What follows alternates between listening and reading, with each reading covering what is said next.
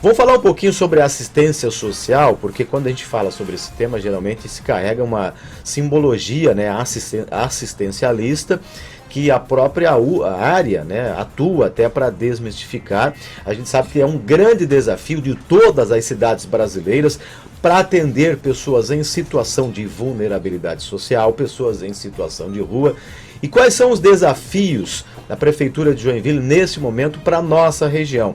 E a gente recebe hoje a secretária de Assistência Social, Fabiana Ramos da Cruz Cardoso, para a gente fazer um bate-papo ao vivo no nosso Jornal da Manhã. Secretária, bom dia, bem-vinda à nossa programação. Bom dia, muito bom dia a todos, obrigado pelo convite, né? É sempre importante para nós podermos estar falando do trabalho da assistência social, justamente para desmistificar, né? Muito bem. Secretária, um dos assuntos que preocupa e o ouvinte percebe, o morador percebe, nós temos muita gente em situação de rua, que passam por Joinville, né? Pessoas que ficam aqui por um tempo, depois vão para outras cidades. Como é que está essa situação nesse momento aqui em Joinville? Teve um aumento? O trabalho de apoio das casas de passagem tem conseguido atender essa demanda? Qual é a realidade? Porque a gente percebe, né, que nos semáforos, em cada esquina, tem pessoas em situação de rua pedindo ajuda e a gente sabe que há sempre aquela orientação para não dar esmola e tudo mais. Qual é a demanda neste momento, hein? Então, o município, né, nós temos investido desde o ano passado, no início da gestão, em política pública, no sentido de fomentar a saída dessas pessoas da rua, né? E para isso a gente fez várias estratégias de trabalho. Por exemplo, o restaurante popular estar funcionando todos os dias do ano. Natal, sábado, domingo, feriado, café, almoço e janta. Por quê? Eu já dou um indício para a população de que não há necessidade de dar dinheiro e nem comida na rua. Por quê? Isso alimenta a estada deles lá, né? Então, hoje ninguém passa fome em Joinville, a menos que queira, né? No sentido da pessoa estar na rua com fome. Não. Então, quando você, morador, cidadão da nossa cidade, encontrar alguém no semáforo pedindo dinheiro para comprar comida, oriente, vá ao restaurante popular, que fica no Bucarém. E lá no próprio restaurante popular, a gente já faz algumas orientações no sentido de...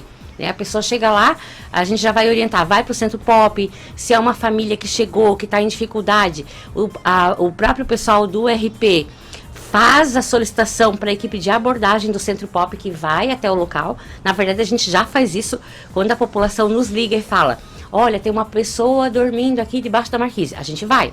Nós temos uma equipe de abordagem que hoje funciona das 7 da manhã às 19, mas nós já estamos com o termo de referência e vai passar esse serviço a acontecer 24 horas. Justamente para a gente fechar todas as arestas, digamos assim, né? De que não haja ninguém na rua.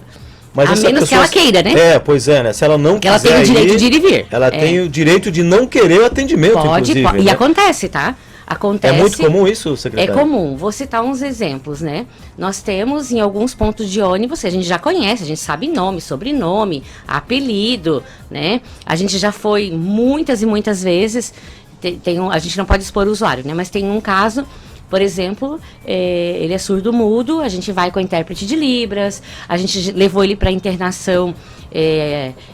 Ele aceitou, né, o auxílio, porque é usuário de álcool, né? Então, uma pessoa extremamente instruída, mas que por conta de uma questão de saúde mental, hoje ela vive na rua e a gente não pode obrigar, né? Não tem como amarrar e levar, a menos que haja aí toda uma determinação judicial, né? Então, enquanto isso, a gente faz todo um trabalho com essa pessoa, arrumamos trabalho, ele saiu, ficou um tempo numa kitnet, né? Depois começou a usar álcool de novo, acabou indo para a rua.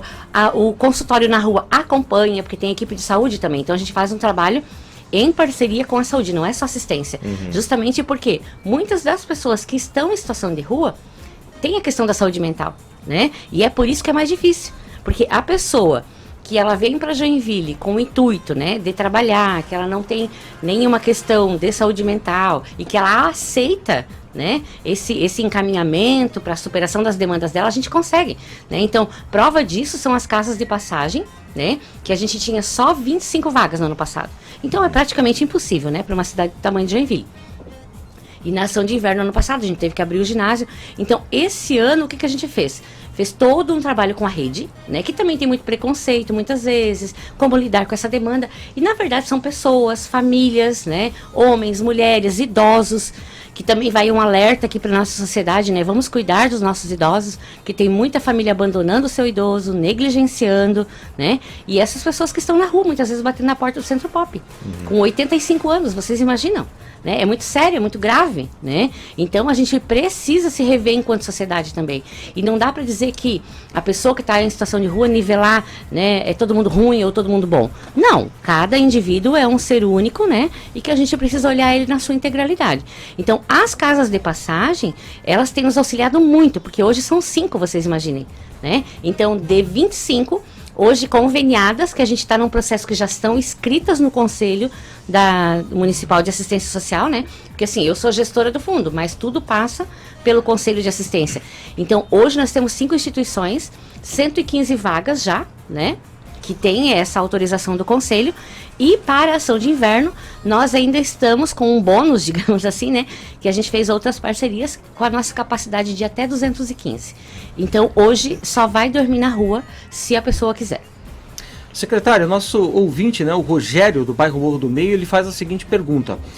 Se existe, e aí ele quer saber se existe ou não, ou se há a possibilidade da Prefeitura de Joinville futuramente disponibilizar cursos, né, para profissionalizantes para essas pessoas que estão vivendo em situação de rua e, enfim, né, direcionar elas, então, para o mercado de trabalho, para que elas possam ter essa oportunidade para sair da rua. Que coisa boa essa pergunta, bem importante, porque a gente já faz isso, né? Então, assim, nós temos o Centro de Atendimento ao Trabalhador, que é o CEPAT, então o tempo todo tem vaga, né? Claro que, como eu falei, tem algumas questões que são de saúde mental, né? Então a gente precisa fazer um acompanhamento muitas vezes de saúde, né? Que são N situações. Por vezes, o uso de substâncias psicoativas, né? Por vezes uma questão de depressão, de esquizofrenia. Então, quando a gente fala que é o nosso limitador, é por conta da saúde mental, que aí o consultório na rua tem nos auxiliado. Agora, quando a gente fala de uma pessoa que tem condições, hoje nós temos uma pessoa que estava em situação de rua, ela está em uma das casas de passagem, que é na Opção de Vida, e ela está fazendo faculdade, fez o Enem, e ela já está num processo de saída das ruas, né? E a gente tem, por exemplo, a gente fez um projeto com a CIG, bem interessante. Então, todas as pessoas que estão hoje na casa de passagem da Opção de Vida, que é o nosso projeto piloto, elas já estão nesse processo do trabalho, elas já estão trabalhando em parceria e nós fizemos uma formação, inclusive, para os empregadores.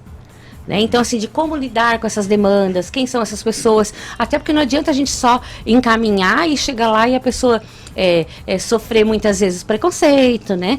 Então, porque a gente acaba vivendo uma cultura, né, de ou querer saber demais da vida da pessoa, ou de não dar oportunidade, ou de estigmatizar. Então, o nosso trabalho ele tem sido com o usuário, com as empresas que têm nos auxiliado muito, a CIG, a Jorpem, a Comac, CDL, né? Nós temos feito um trabalho com eles, a gente fez vídeos em parcerias. Então a gente tem se reunido constantemente, por quê? De fato, para que a gente consiga tirar essas pessoas da rua, a gente precisa de vaga de trabalho. Né? Sim. Então, sim, a gente tem encaminhado para cursos profissionalizantes, para o mercado de trabalho, né? Então, por isso que a gente bate na tecla. Cada vez que a pessoa, que o nosso cidadão, a nossa comunidade, ela dá dinheiro no semáforo, seja para quem for, ela não está contribuindo para o empoderamento desse sujeito. A gente precisa que ele chegue até nós, na assistência social, para que a gente consiga fazer esses encaminhamentos para curso, mercado de trabalho, escola, a EJA. Então, a gente está aqui com, assim, nós estamos ansiosos para receber essa demanda e fazer o trabalho que tem que ser feito. O desafio, né, secretária, que acaba sendo uma adesão ainda muito baixa, né, como você já explicou no começo, né, muitos não querem sair dessa situação de rua, infelizmente. Agora, quem é de Joinville e já sabe dessa história que já foi contada várias vezes, de que antigamente, né, em algumas situações, municípios vizinhos mandavam pessoas em situação de rua para cá, tinha até aquela história, né, contada de que chegava uma van, chegava uma Kombi, despejava pessoas por aqui e assim acontecia. Enfim, a gente não quer acreditar que isso seja uma realidade na atualidade. Agora, as pessoas têm a percepção, secretária, de que essa população de pessoas em situação de rua, ela tem aumentado nos últimos meses aqui em Joinville. Essa é uma percepção, essa é uma realidade. O que a gente sabe no momento? A gente tem um diagnóstico de quantas pessoas vivem em situação de rua, ou é um número que é difícil a gente saber nesse momento, hein? Então, no Centro Pop, passam uma média, né, de 300, 350 pessoas no mês. Isso significa que tem 350 pessoas na rua em Joinville? Não temos como garantir isso, por quê? Porque Joinville é muita passagem, né? Então, assim, eles passam por Joinville e vão para outras cidades. E quando a gente começa a fazer esse movimento de abordagem, de não dar o recurso, eles acabam não ficando, né? Então, eles vão para onde a oferta, né, acaba sendo maior. Então, na verdade, a gente tem observado uma diminuição da procura. É ao contrário, né? A gente tem observado isso.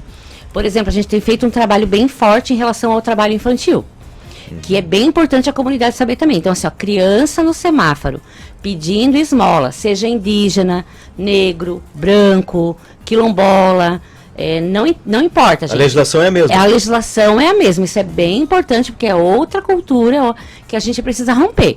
Então, assim, criança é criança em todo lugar. A gente tem participado de alguns eventos, encontros com promotores, procuradores federais, justamente porque existe muita resistência, sabe? Então, assim, ó, mesmo a criança, se ela for indígena, vou citar o exemplo, né? Se ela está pedindo esmola, se ela está em risco, se o adulto não está protegendo, mesmo que o adulto esteja junto, a população tem que ligar para o conselho tutelar, para a abordagem, para a polícia. Por quê? Porque isso é crime. Trabalho infantil é crime, né? Mesmo então, sendo cultura indígena. Não. Cultura é cultura, legislação é legislação. É isso que a gente ouve, mas a cultura do índio é essa. Mas... Então, o promotor nosso, Dr. Éder, excelente, né? Ele sempre fala assim, ó, cumpra-se a lei, respeita-se a cultura. Uhum. A cultura é o quê? O adulto ele vai vender e o adulto tem que proteger a criança. E outra coisa, período escolar, criança é criança, tem que estar na escola. Então a gente tem abordado e conversado, toda a nossa equipe, eu também vou, né? E as crianças são amorosas. Então eu digo assim que a gente precisa ter o respeito, né, com essas pessoas. Inclusive a gente tem conversado muito com Novas Laranjeiras do Sul, com a FUNAI. Por quê? Por que essas crianças estão aqui, né? Cadê a escola deles? Né? O que a cidade deles está fazendo? O que o conselho tutelar da cidade? O que a vara da infância? Então a gente tem provocado essas discussões. Se vocês observarem, talvez eles não estejam mais indo para cá, indo para outro lugar, mas eu estou levando essa discussão para o Estado. Por quê? Faz parte do COEGEMAS, né? Então, assim, é uma preocupação que ela é muito maior. Porque a gente acabou de falar agora aqui que muitas vezes, no passado, não muito distante, se até hoje a gente recebe denúncia, né? De que tem pessoas que vêm de outras cidades, carros, isso é proibido, né? Se alguém vê, tira foto, manda para nós, porque a gente vai entrar em contato com a cidade que está fazendo isso, porque não pode, né? Inclusive, a gente pode fazer uma denúncia no Ministério Público. Então, eu quero acreditar que isso não está acontecendo, né? Porque a gente discute isso também a nível do COEGEMAS, que é o colegiado estadual, que são 295 municípios, né? E a gente tem batido nessa tecla, né? Que cada município vai ter que assumir a sua demanda. Então, a gente tem, por exemplo, trabalhado muito com Aracari, né? Por quê? Porque na ausência da política pública lá, por óbvio que eles vão vir para cá. Então, eles também estão investindo.